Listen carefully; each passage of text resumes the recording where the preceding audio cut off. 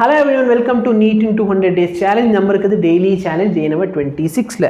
Day number 26 kana challenge enna appinu pathina gravitation final lesson of the book. Final lesson ku நம்ம வந்தாச்சு. So final lesson ku வந்துட்டு அப்படினு சொன்னா first ரெண்டு லெக்சர்ல என்னென்ன பார்க்க போறீங்க? Gravitation, Newton's law of gravitation, gravitational force என்ன, field என்ன, point charge நால என்ன, different systems of particle நால என்ன வரும், அப்புறம் field அதேதான் சரிங்களா? So sphere நால எப்படி இருக்கு, variation of g எப்படி சேஞ்ச் ஆகுது, height and depth பொறுத்து, rotation பொறுத்தும் இத பொறுத்து வந்து next lectureல பாப்பீங்க, third lectureல வரும். So second lectureல என்ன இருக்கும், variation of g due to height and depth, height பொறுத்து depth பொறுத்து இது எப்படி சேஞ்ச் ஆக போகுது அப்படிங்கறத நீங்க படிக்க போறீங்க. ஓகேவா? So depth கான derivation வந்து நான் லாஸ்ட் லெக்சர்ல கவர் பண்ணிருப்பேன்.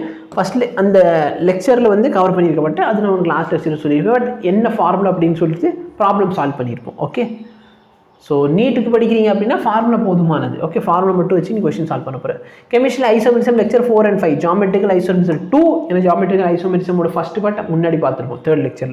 ஸோ அதே கண்டினியூ ஆகுது. அப்புறம் ஆப்டிக்கல் ஐசோமெரிசம் நெக்ஸ்ட் லெக்சர்லையும் கண்டினியூ ஆகும். ஓகே, ஸோ இதான் பார்த்தீங்கன்னா சேலஞ்ச் நம்ம இருக்கிறது. சேலஞ்ச் நம்பர் 26ல 27ஆம் தேதி. நீங்கள் லேட்டராக பார்க்குறீங்கனாலும் முடிச்சதுக்கப்புறம் கமெண்ட் பண்ணுங்கள். ஓகேவா? என்னைக்கு பார்க்குறீங்களோ அன்றைக்கி முடிச்சுட்டு கமெண்ட் பண்ணுங்கள் சேலஞ்ச் கம்ப்ளீட் ஆயிடுச்சா இல்லையா அப்படின்ட்டு.